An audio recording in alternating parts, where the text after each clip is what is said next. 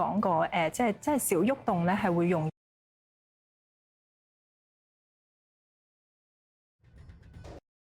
返工除咗勞心勞力之外，原來職場都可能對健康造成威脅。同事咪就因為老闆唔係咁好啦，或者同事唔係咁好啦。咪但係其實頭痛係一個環境，好容易令到上班族咧有緊。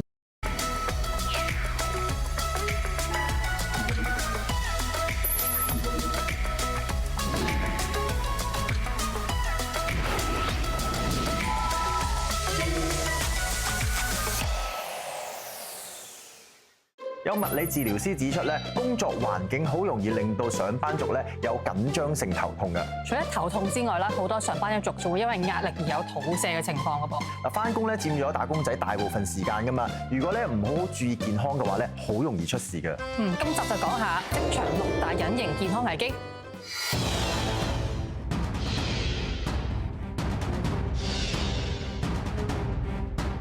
先同大家介紹下我哋今日嘅2位嘉賓，分別有家庭醫學專科龔敬樂醫生，以及係註冊中醫師楊明霞博士。歡迎兩位。各位觀眾咧，如果有任何健康問題想關注咧，記得喺我哋 Facebook 開 TV 健康關注組專頁留言，或者 WhatsApp 我哋都得。先同龔醫生傾下偈先，我哋不如由頭講起啦。好多上班族咧，即係基本上都會話咧，返得工多會頭痛啊。其實點解會頭痛呢樣嘢係即係最大嘅問題咧？最簡單就係因為老闆唔係咁好啦，或者同事唔係咁好啦。咪但係其實頭痛係一個非常常見問題嚟嘅，大概可能有90%嘅人呢一生人裏邊一定會頭痛。每一年裏邊都可能6、7成嘅人都必定會頭痛，咁好多常見嘅因素嘅，太普遍咁未必真係關工作事，而係可能其他嘅壓力因素啊、生活習慣啊，或者本身嘅病啊，都會有可能導致有頭痛啦。頭痛最痛可以有幾誇張嚴重咧？龔醫生有冇啲即係案例可以同我哋分享下？其實我哋一般頭痛都可能係良性嘅，但係要記住一啲警號咯。我最近先有一個朋友嘅女咧，其實好細個10零歲嘅啫，但係就有啲警號我哋疏忽咗啊。譬如佢嗰陣時睇嘢係有重影啊，頭痛得好厲害，好似俾人打完啊，同埋好突然啊，甚至乎個人好攰啊，會嘔咧。呢啲就係一啲警號，我哋會擔心係啲嚴重問題，包括係個腦裏邊出血啊，或者生 cancer 啊咁樣。咁嗰個女仔真係腦出血嘅，原因係完全唔知，查晒都唔知咩原因，係咪之前有個好細嘅嗰啲腦血管瘤啊，我哋都唔知嘅。但係最緊要就係留意住一啲危險嘅警號咯。咁楊博士啊，中醫角度係點樣睇咧？即係職場上邊嘅頭痛啦，同埋會點樣醫，同埋點樣會即係根治佢咁樣嘅？其實頭痛咧有分好多類嘅，有啲係外感頭痛啦，我哋吹冷氣吹得好犀利，因為公司開冷氣咧，其實一般都20零度或者低過20零度嘅。咁好多時候都係會風寒性嗰啲頭痛啦。咁另外咧就係頭先講嘅即係老闆唔好啊，或者係講 deadline 啊嗰啲各方面咧都會令到呢個人工作壓力比較大一啲。咁呢啲咧就係壓力性嘅頭痛，主要係呢兩方面比較多。咁有啲婦女嘅話咧就係同佢經期有關嘅，經前頭痛。係啦，經後頭痛同佢嘅身體虛弱有關，要睇翻嗰個身體嘅狀況，辨證論治先可以知道。楊博士啊，即係無論邊種頭痛都好啦，我聽好多人都話咧，痛得多同埋痛得勁咧，會痛到落條頸啊、膊頭啊，甚至去到背脊嘅，點解會咁嘅咧？咁其實如果呢一類型嘅頭痛咧，係同我哋個膀胱經有關嘅。膀胱經咧係由頭到腳嘅，即係喺後面呢度落去。咁我哋講話痛引頸啊，即係話頸項頭痛，連頸都會痛。咁有時咧係因為我哋睇電腦睇得多，嗰個姿勢唔係幾好，都會因為咧我哋頸椎病引致嘅頭痛嚟嘅。龔醫生啊，我哋講完個頭，我哋講下對眼啦。即係啲上班族成日都要對住部電腦打字㗎啦。咁其實上班族對眼咧會容易出啲咩毛病？最常見咧就係眼乾咯，因為對住個 mon 太耐嘅時候咧，大家係會忘記咗眨眼嘅。咁一忘記眨眼咧，我哋嘅眼嘅淚膜就會容易揮發啦，導致變成越嚟越乾嘅問題出現。咁另外就係當我哋睇得太耐咧，亦都會導致我哋一啲散光會越嚟越嚴重嘅，影響咗我哋嘅眼球發育啦，特別係一啲小朋友啊咁樣。龔醫生啊，即係好多上班族咧，就你頭先所講嘅問題啊、症狀咧，成日都袋住支眼藥水嘅，即係一乾啊、一唔舒服就會滴嘅。其實咁樣係好唔好？會唔會有反效果嘅咧？要視乎你係邊隻眼藥水啦。其實通常如果你話買一大支佢眼藥水咧，我唔係咁同意嘅。係嗰啲裏邊通常都會有啲防腐劑啊。咁你越滴太多咧，反而係令到隻眼咧越嚟越差。咁甚至乎當我哋係滴得多嘅時候咧，佢影響咗成個淚膜嘅嗰個平衡啊，可能亦都令到自己嘅眼淚嘅水嘅製造啊，同埋令到我哋嘅眼淚膜嘅揮發亦都會多咗咯。如果可以嘅話咧，盡量買一啲係即棄嘅嗰隻眼藥水會比較好啲，但係始終成分都未必同我哋嘅人造淚水係咁好，所以冇必要咧都唔好滴咁多，最好睇翻眼科醫生啊或者你嘅家庭醫生咯。楊博士啊，咁中醫角度會唔會都有啲可以解決眼攰嘅方法？有嘅，其實我哋平時睇電腦啊或者手機嘅時候，盡量校到個熒光幕暗翻少少啦。咁因為太光嘅話，都會刺激個眼部嘅。咁另一方面咧，就可以撳下自己嘅眼眉頭、眼眉中間、眼眉尾呢啲穴位，咁都可以幫助咧舒緩翻眼部不適嘅情況嘅。有冇話撳幾耐啊？每個位咧，其實可以用中指嘅指腹撳一撳呢個讚足穴、魚腰穴同埋絲竹空穴。係啦，每個位咧大概撳大概10秒鐘，5至10秒鐘已經夠㗎啦。你合埋眼，當休息一下，由輕手法到重手法，輕手法到重手法咁樣撳翻。即係我聽講一啲工作，如果企得多咧，好容易會有靜脈曲張嘅。咁如果坐得多咧，會唔會有其他問題出現？都會㗎嗱，首先咧企或者坐咧都會因為靜止而令到咧氣血運行得唔好咧，而有靜脈曲張嘅問題嘅。咁另一方面咧，坐得多咧，亦都會導致係有啲便秘啊，例如婦科病，有好多人都講話婦科病或者便秘咧都係坐出嚟嘅。咁意思即係話咧，我哋坐得多嘅話，成日都唔喐，氣血運行得唔順，咁臟腑咧嘅功能亦都會失調，咁所以就會導致一啲便秘嘅情況。咁所以咧，如果係大家可以嘅話咧，就係每一個鐘頭嘅工作，咁就去 pantry 啊，或者去洗手間啊，休息一陣間，咁再做一個搓肚嘅動作嚟即係喺呢個位置啦，肚，咁喺外側呢個位置咧搓都可以幫助咧我哋改善翻便秘嘅問題嘅。哦，咁楊博士啊，如果淨係針對靜脈曲張咧，有啲咩嘅舒緩方法可以介紹俾我哋咧？一般嚟講咧，我哋會用到針灸同埋一啲拔罐嘅方法，咁我見到效果都唔錯嘅。因為我哋講咧即係點解會有靜脈曲張咧？就係因為水向下流，咁嗰啲即係血液咧回流唔到嘅話咧，就會導致有靜脈曲張。咁所以可以透過針灸嘅方法或者拔罐咧去改善翻個循環系統。我見有啲人咧，即係夜晚翻屋企浸腳，其實又 work 唔 work 嘅咧？浸腳咧喺某個程度上，如果輕嘅話咧就可以預防，但係如果真係形成咗嘅話咧，就真係要醫治先得啦。嗱，關於上班族嘅職場問題，仲有好多嘢想知，轉頭翻嚟繼續講下。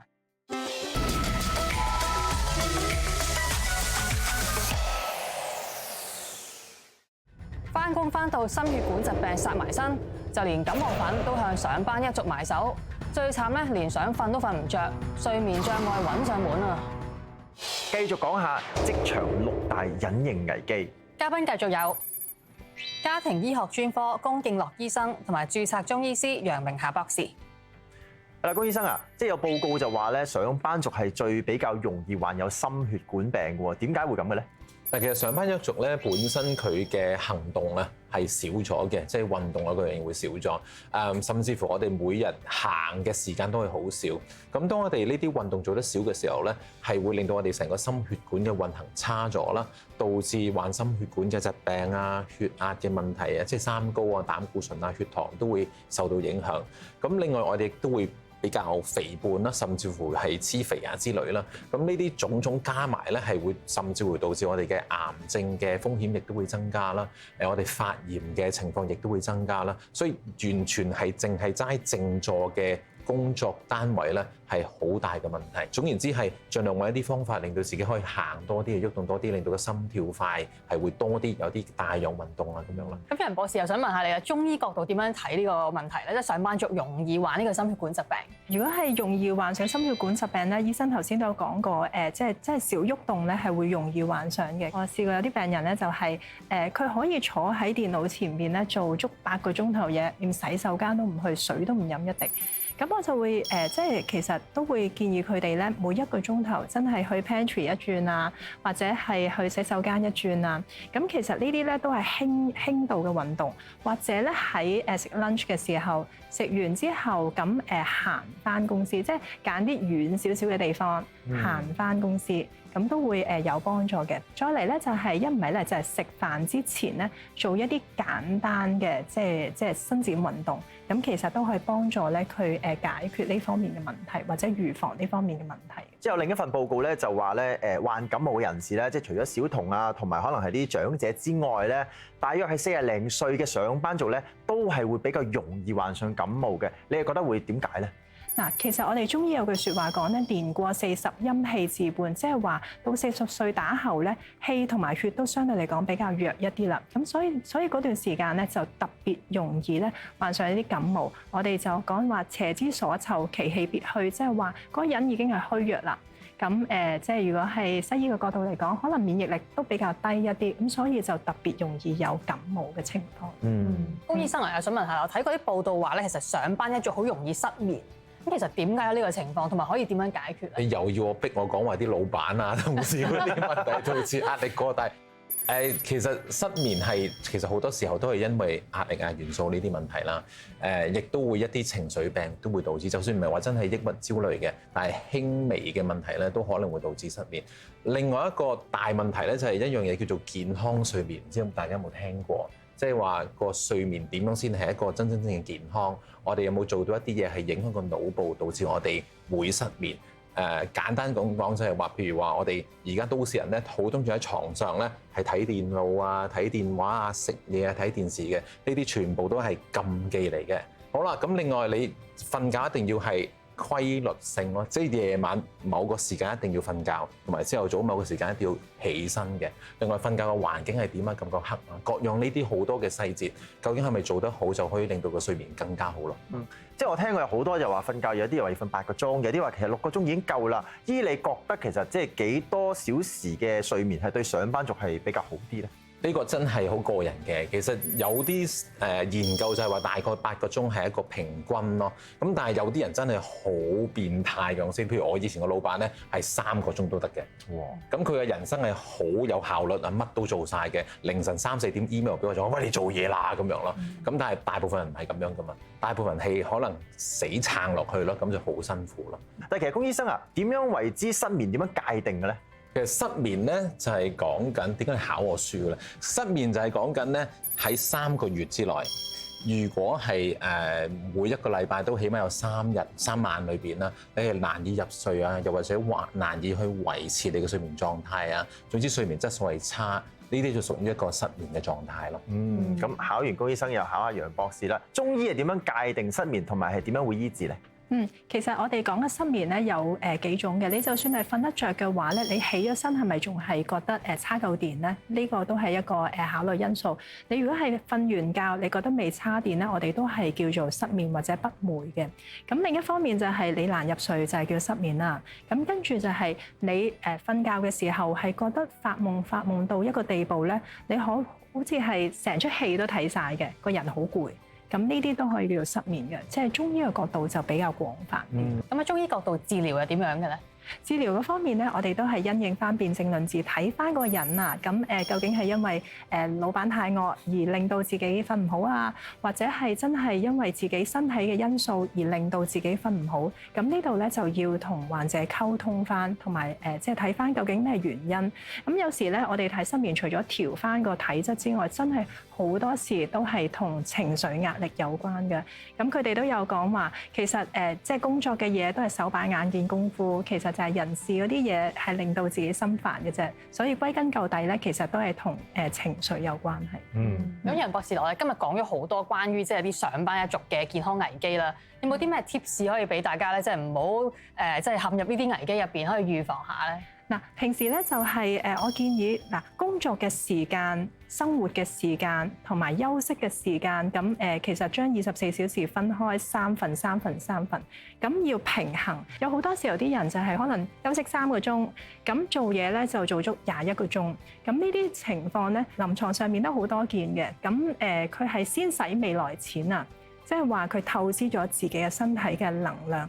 咁佢哋會 end up 咧，就係成日都會到幾年後氣血會更加弱一啲，咁身體會出現一啲息怒，例如耳鳴啊，或者突發性耳聾啊，或者一啲長期性嘅痛症，都會因為咁樣而發生嘅，所以要特別注意翻，要平衡翻喺生活嘅時候咧，就多啲係行山、游下水、做下啲運動咧，都可以舒緩到嘅。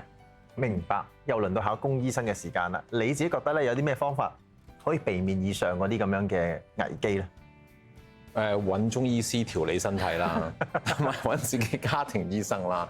我諗另外就係我其實好同意中醫師講嘅一個平衡嘅生活啊。咁運動我都想即係着重講翻多少少嘅就係，其實我哋每個禮拜希望有150分鐘嘅運動，而呢個運動係需要令到個心跳快啲嘅。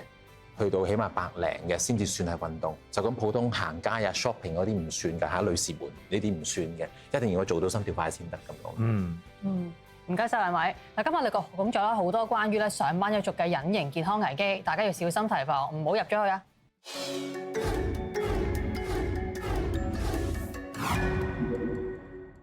有網民討論最爆汗嘅運動。